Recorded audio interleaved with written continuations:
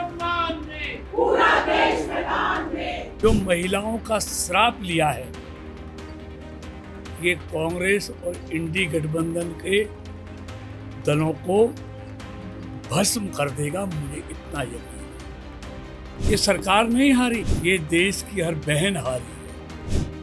इनको अपने परिवार के महिलाओं को तो संसद में भेजना अच्छा लगता है, और कितने बेशर्म हैं ये लोग। एक तरफ नारी के हक पर डाका डाल रहे थे, दूसरी तरफ खुशी से मेजें थपथपा रहे थे। इनके लिए नारी सिर्फ घर तक सीमित रहे, देश के निर्णयों में, देश के फैसलों में उसकी भागीदारी नहीं होनी चाहिए। सब पापी लोग हैं, और इन पापी लोगों को इस पाप का खामियाजा भुगतना पड़ेगा। प्रधानमंत्री जी कह रहे हैं कि ये मिल नहीं पाया देश की आबादी को। देखिए, कल लोकसभा में जिस तरह कांग्रेस और इंडी गठबंधन के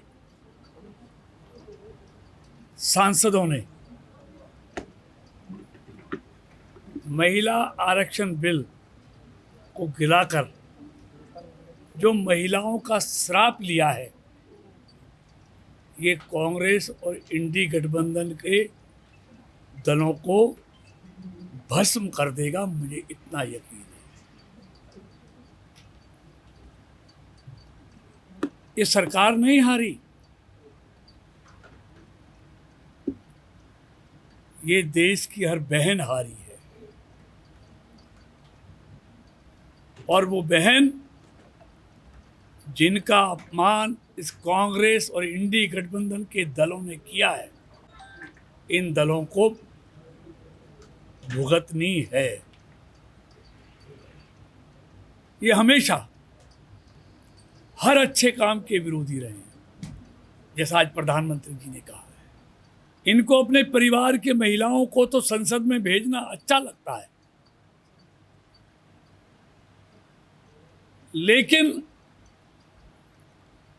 पार्टियों के लिए काम करने वाली महिलाओं को इस संसद के दरवाजा नहीं देखने जा चाहते। आज देश की नारी में बहुत आक्रोश है, गुस्सा है।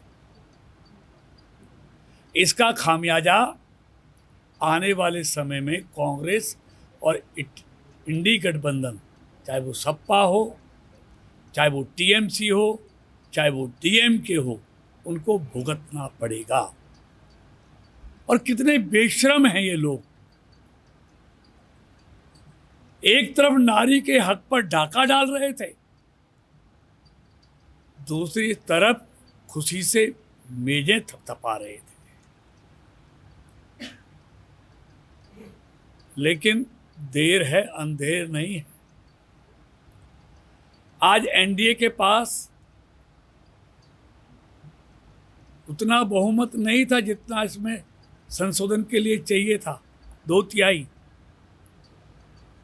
लेकिन वो समय भी आएगा, और बहुत नजदीक है, जब देश की बहनी आदरणीय मोदी जी और एनडीए को इतनी ताकत देंगी संसद में कि इन जैसे महिला विरोधी दलों की कोई जरूरत नहीं बचेगी।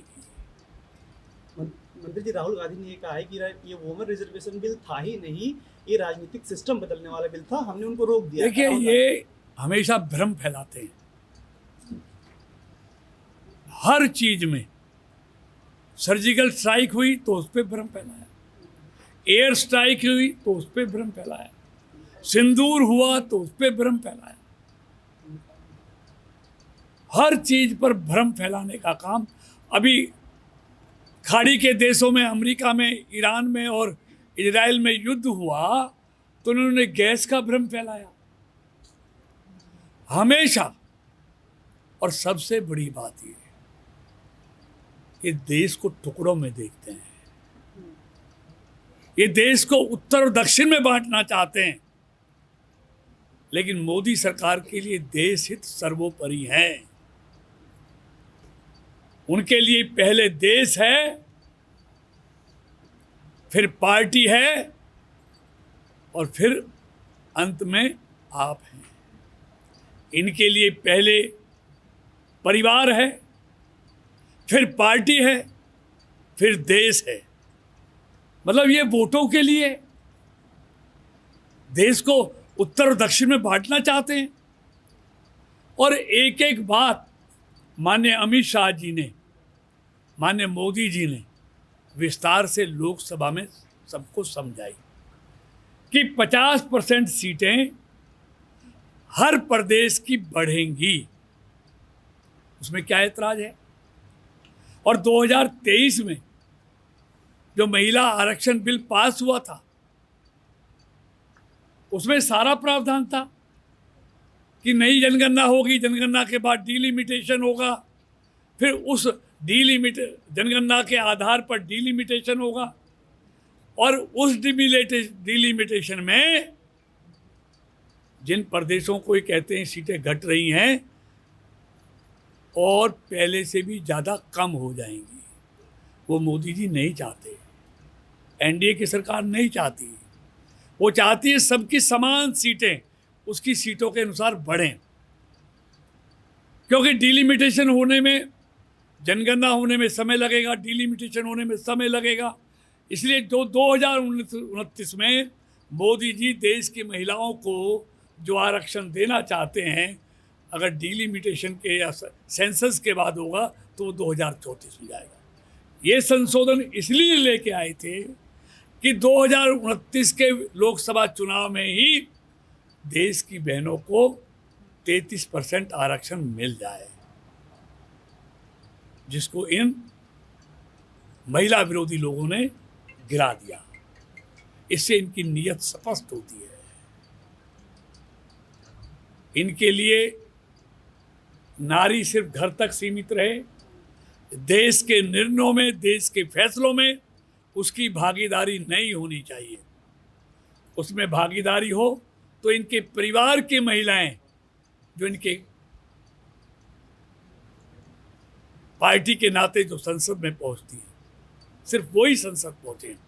आम इस देश की महिला संसद का दरवाजा ना देख पाए, ये इन विरोधी दलों की नीयत है। ये मुख्य डर क्या है इनको? अभी तो 50% आबादी को 33% ही तो रिजर्वेशन मिल रहा था। मुख्य डर क्या है? उनको डर ये है कि इसका क्रेडिट, आप देखिए हर बार, चाहे इंदिरा जी, चाहे राजीव गांधी जी, चाहे मनमोहन सिंह जी, चाहे अटल जी, ये बिल लेके आए, अपने ही लोगों से विरोध करवाया, बिल फड़वाया। जब अटल जी की सरकार थी तब भी यही लोग थे बिल फाड़ने वाले, बिल को गिराने वाले। जब राजीव जी की सरकार थी तब भी यही लोग थे जो आज साथ हैं, अपने लोगों से ही विरोध कराते हैं और बिल को गिराते हैं। इनकी नीति हो गई है। ये नहीं चाहते इस देश की आम महिला संसद का दरवाज़ा देखे, विधानसभा का दरवाज़ा देखे। इसलिए इनको खतरा है कहीं इसका श्रेय मोदी जी ना ले लें। लेकिन मोदी जी ने कहा कि पिछली बार सर्वसम्मति से हुआ, सबको श्रेय गया। और उन्होंने कहा, आज भी कहा, उन्होंने लोकसभा में कहा कि मैं विज्ञापन सरकारी खर्चे पे छपवा दूंगा और उसमें आप सबके फोटो लगवाऊंगा कि सबके सहयोग से बिल पास हुआ है। लेकिन उनको क्रेडिट नहीं, वो नहीं चाहते कि इस देश की महिला इस देश के फैसलों में हिस्सेदार बने। मंत्री जी, अब अगला कदम क्या होगा सरकार का? कि अभी तो हालांकि पास नहीं हो पाया है, अब आगे क्या अन्य दलों से बातचीत की जाएगी? निश्चित तौर पर हम इस देश की महिलाओं के बीच में जाएंगे, उनके हकों पर जिन्होंने डाला है, डाका डाला है, उनको बेपर्दा करेंगे। और हमें पूरी उम्मीद है, पूरा भरोसा है, इस देश की महिला जिसको इन्होंने अपमानित किया है, जिनको संसद और विधानसभाओं में ना जाने का इन्होंने पाप किया है, सब पापी लोग हैं और इन पापी लोगों को इस पाप का खामियाजा भुगतना पड़ेगा।